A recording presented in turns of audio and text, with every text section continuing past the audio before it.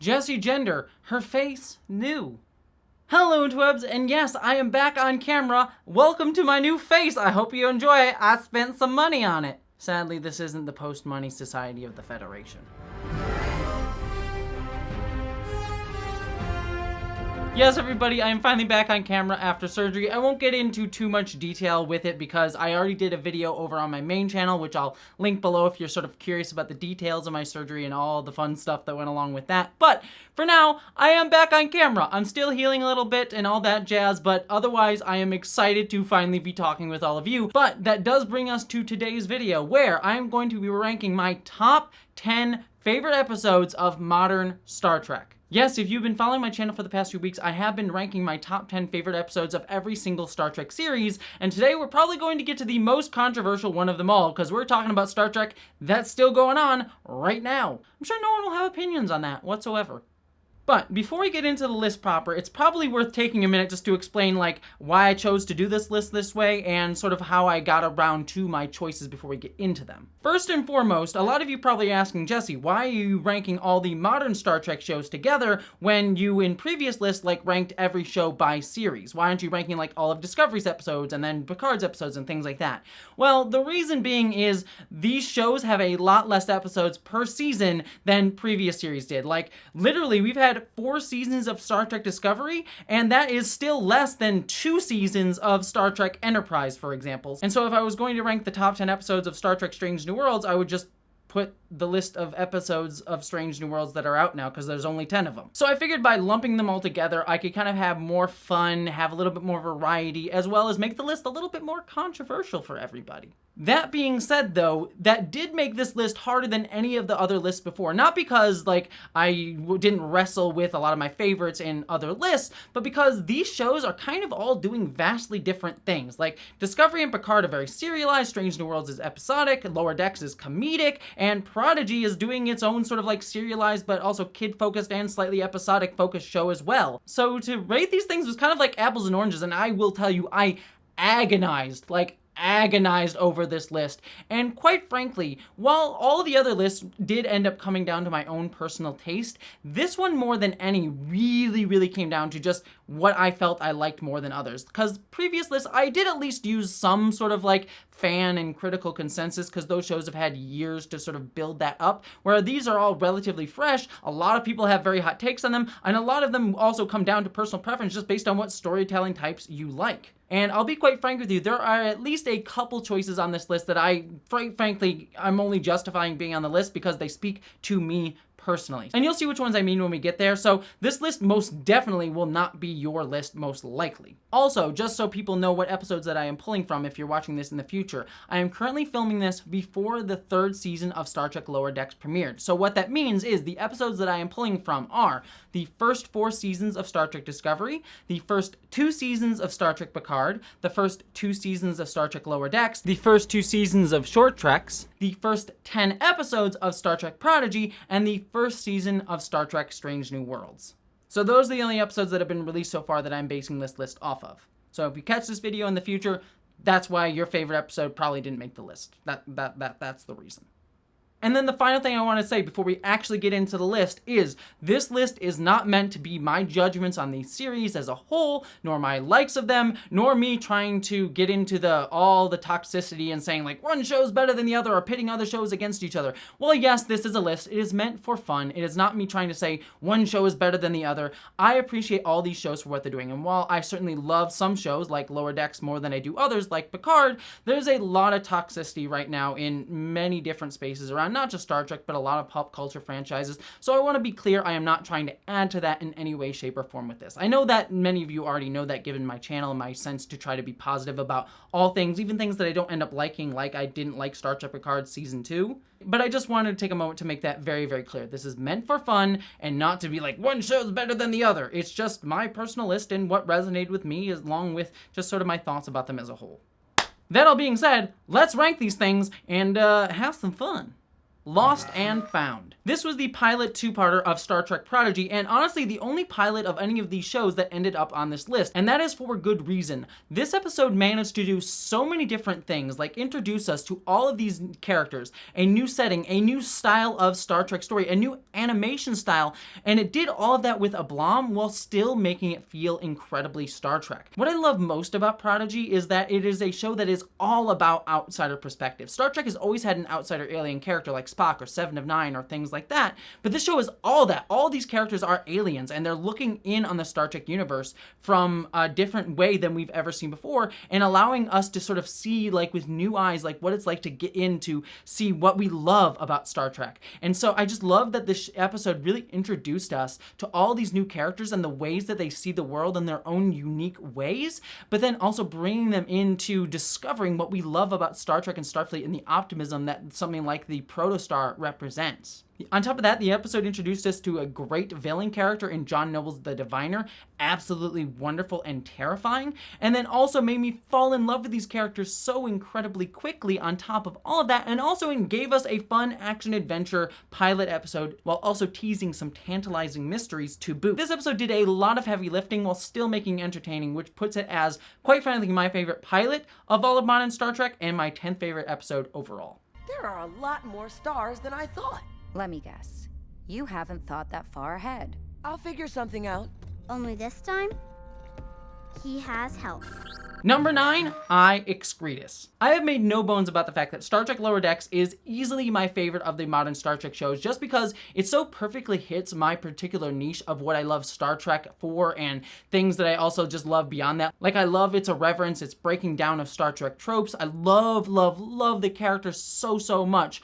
But one of the other things that I really love Lower Decks for is also its, like, veneration and love and references to so many parts of Star Trek lore. And EXCRETUS, I think, is the episode that does that the absolute best. The holodeck programs that the characters get involved in, like Mariner going into the mirror universe and Tendi having to save a Klingon who with, like, weird, questionable medical ethics, I think were all absolutely hysterical. The best one, though, is just Boimler constantly redoing the Borg tactical program over and over again, trying to get to 100%, and him just getting better and better at it, even like teaching the Borg Queen humanity. It was hysterical. But also, what makes this episode work most in my mind is not just the references, but what Lower Decks always does so well, weaving all of that nerddom in with strong character beats and moments that feel like they uplift what Star Trek has always been about. The whole episode ends up being about, like, seeing things from other people's perspectives and empathy, and, like, coming to understand that other people have struggles even if they're above or below you. And I thought that was just so wonderful and sweet, and it's just so much fun, and for that I just have to say I adore EXCRETUS. Also, it leaves me with questions of, like, can holographic Borg assimilate you? Because that's kind of messed up. Assimilate. I must assimilate.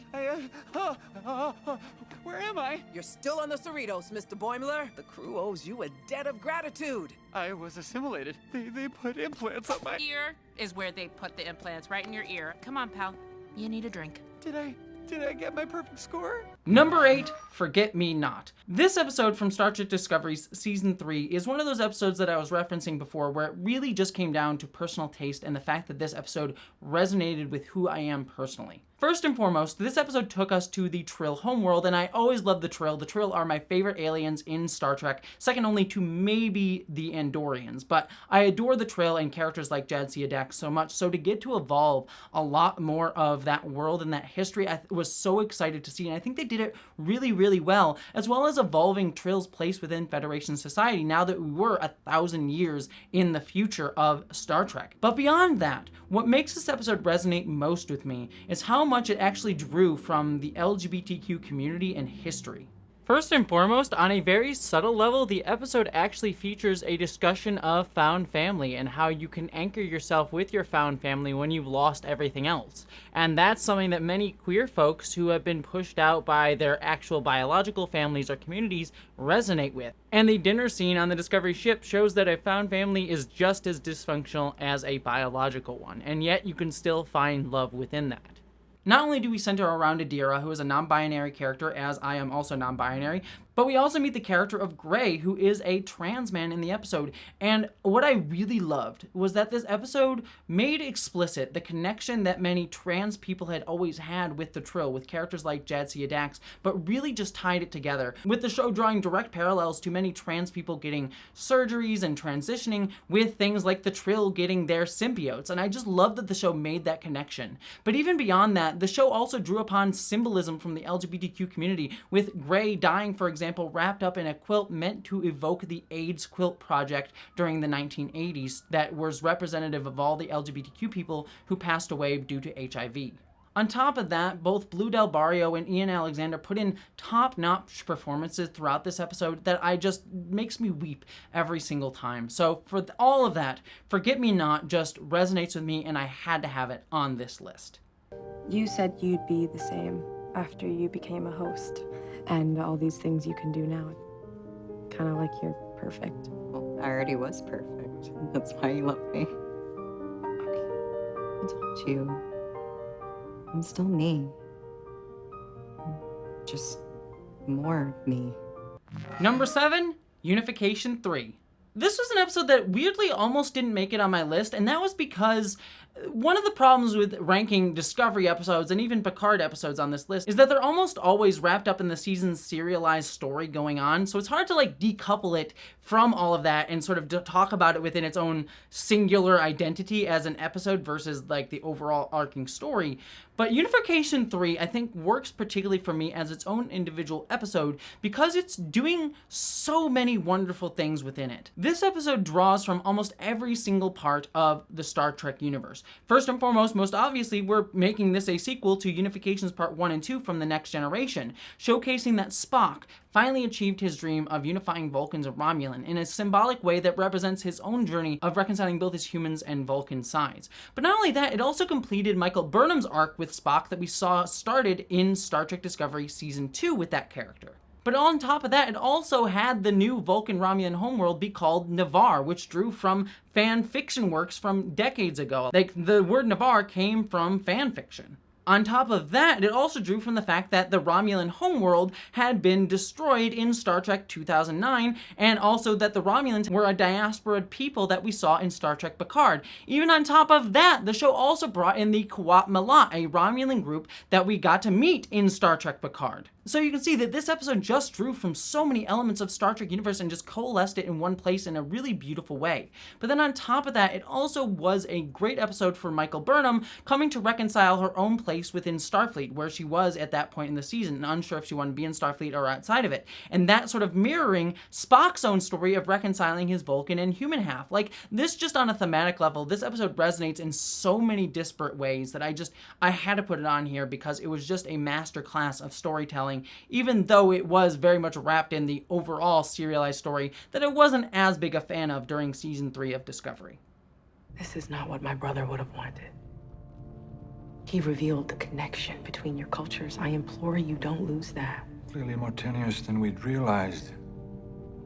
Perhaps it is already lost. No. No, it is not. Spock believed that together you could create something bigger than yourselves. That's what this quorum is. That's what Navarre is. That's what the Federation is.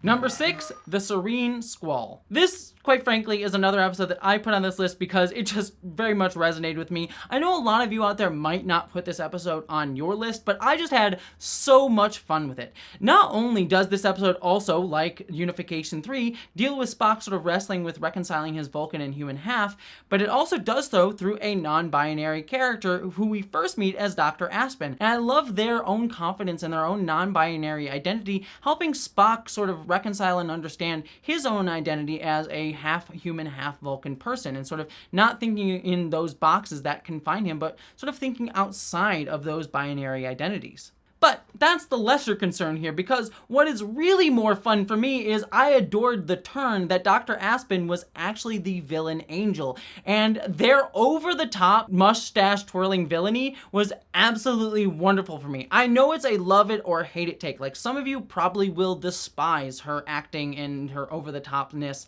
I totally understand that. For me, it works. I love camp villains. Star Trek has always had camp villains, and I always adore them. And on top of that, Captain Pike does a mutiny, having so much fun, even getting a pirate wheel ship. That is absolutely wonderful. But the pièce de résistance is the end of the episode where we get to see that the major villain that the show is building up is SPOCK. Yes, the villain from Star Trek V, the so bad it's good Star Trek movie, and that just sent it over the top. I'm like, oh my god, I am so excited that this show is embracing the ridiculousness of the entirety of the Star Trek universe, and for all of that, I had to put this episode on my list.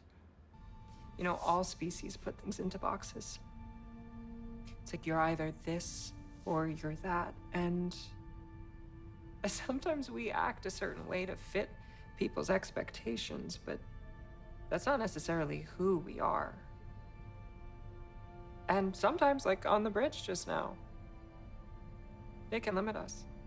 You are proposing I better balance my human and Vulcan natures. I'm saying maybe you're neither.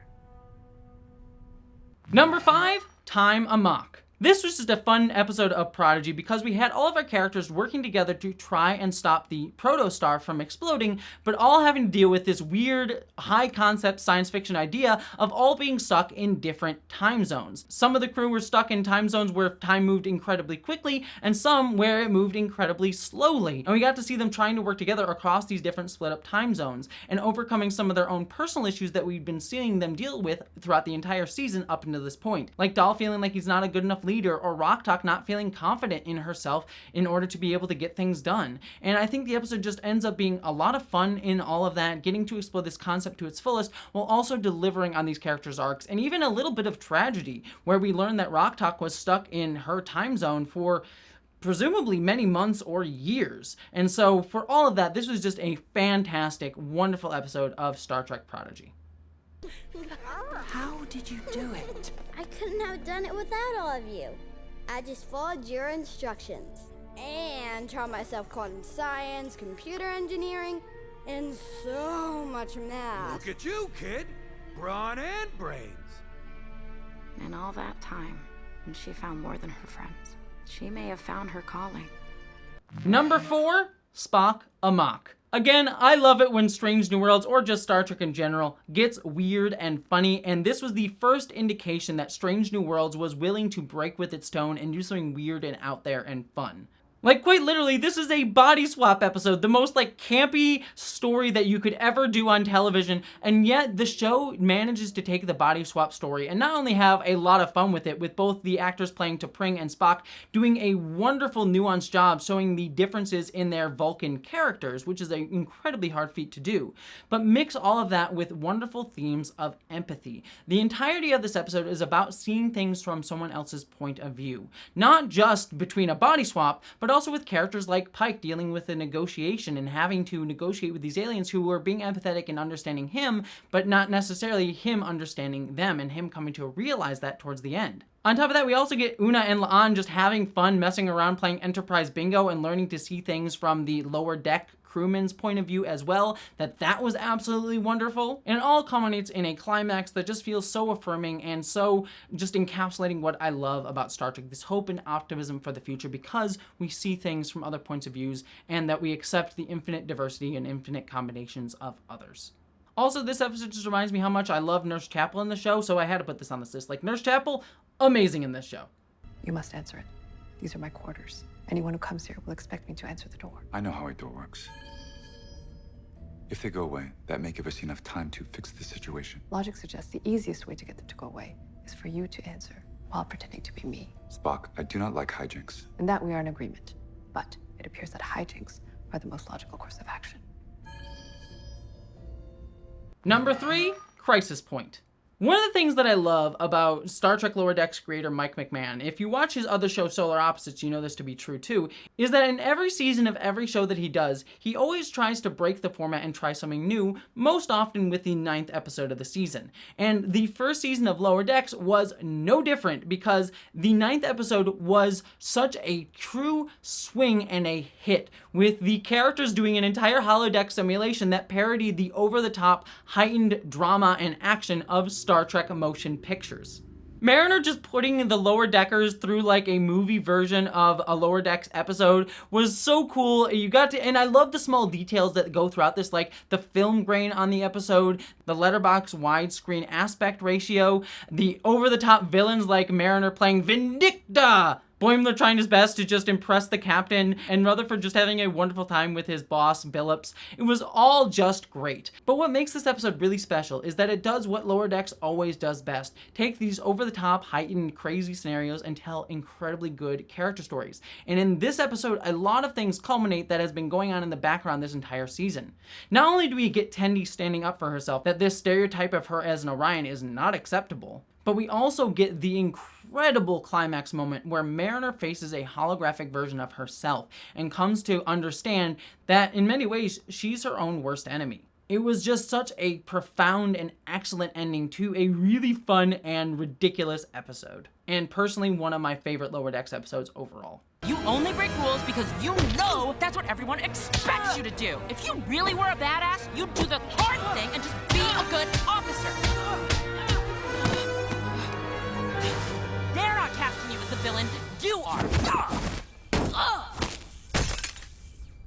Number 2, Memento Mori. While Strange New Worlds would later on do a literal recreation of the original series episode Balance of Terror, I actually much prefer Memento Mori because it is drawing from a clear inspiration of that episode while still doing its own thing. This episode is very much the crew of the Enterprise dealing with constant stress and tension, and the way that this episode constantly ratchets up the stakes and the tenseness and makes you even feel that these characters that we know live may not actually make it out alive is truly superb. Not only that, it is fantastic space action. Not just a lot of shooty things going around that sometimes Star Trek Discovery would fall into, but actually utilizing space-based phenomena like black holes in order to have the Enterprise crew try to gain the one-up and advantage on their Gorn adversaries. Everyone's acting in this is phenomenal, but I want to particularly call out Anson Mount's fantastic moments as a leader just trying his best to keep everyone alive. Not only that, it also reintroduced the Gorn as a terrifying villain and not just rubber people in suits,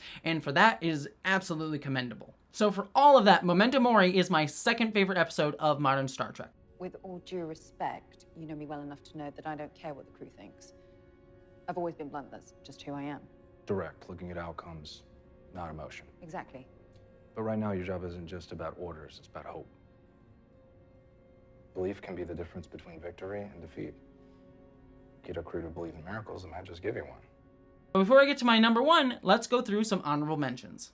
A Moral Star, Nepenthe, Stardust City Rag, The Vulcan Hello, Battle of the Binary Stars, Magic to Make the Sanest Man Go Mad, Brother, New Eden, If Memory Serves, There Is a Tide, But to Connect, Species 10C, Veritas, No Small Parts, An Embarrassment of Duplers, First Contact, Strange New Worlds, Equality of Mercy, Calypso, Q&A, The Trouble with Edward, Children of Mars. That brings me to my number 1. It could not be any other episode, but Weege Dooge.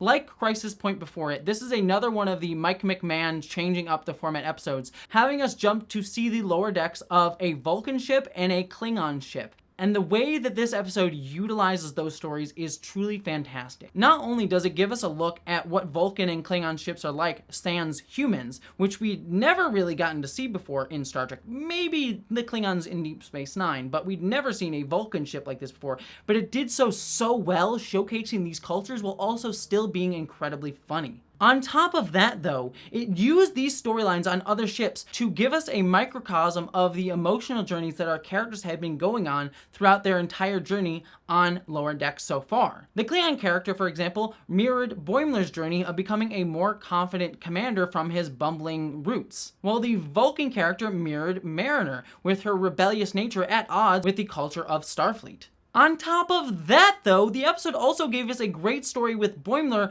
acting as a critique on Star Trek as a whole and its sort of sometimes problematic utilization of Hawaiian culture. Like Harissa and whatever the hell Neelix was doing in Star Trek Voyager, kind of a little bit problematic. And I love that like Lower Decks was calling that out. Not just about Hawaiian culture, but the cultural appropriation that Star Trek does a lot of the time, especially in older Trek. So it did that in a very fun way, while also still being critical of Star Trek past. But on top of all of that, it did all of this while still continuing the overall arc of the season, where we learn who was supplying the Pakleds in their war against Starfleet, bringing that storyline to a culmination in a great climactic, amazing battle with a beautiful rendition of a Vulcan ship. Like, all of this episode was just great and a masterclass in storytelling, and easily my favorite episode of not only Lower Decks, but modern Star Trek as a whole.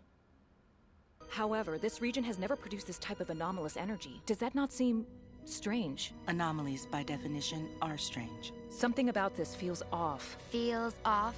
You have been spoken to about this before, T'Lyn. It is illogical to ignore something of statistical significance. I must inform the captain. She has lost all control. So, that is my list for the top 10 best episodes of modern Star Trek. Again, apologies to Star Trek Picard. But like I said, this is a very controversial list. I agonized over this one, so I could possibly change this list at any other time. Weird Dudes was the only one where I was like, I know this one has to be number one for me. Beyond that, the rest of this was all up in the air, and honestly, I could change it at any moment. So I'd love to hear what your favorite episodes of modern Star Trek are. Let me know down in the comments. But with that said, that does mean that very soon I am going to be ranking my top 20 episodes of Star Trek ever. Every episode of Star Trek, I am going to rank the top 20 of them. It's going to be a lot of fun, but it is an agonizing list. And next week, I'm actually going to be visiting a friend for a wedding, so you're going to have to wait a little bit for that video. So apologies in advance that you're not going to get that episode next week, but it is coming soon. So be on the lookout for my list of top 20 Star Trek episodes. But beyond all of that, thank you so much for watching. I hope that you, as always, my friends, live long and prosper.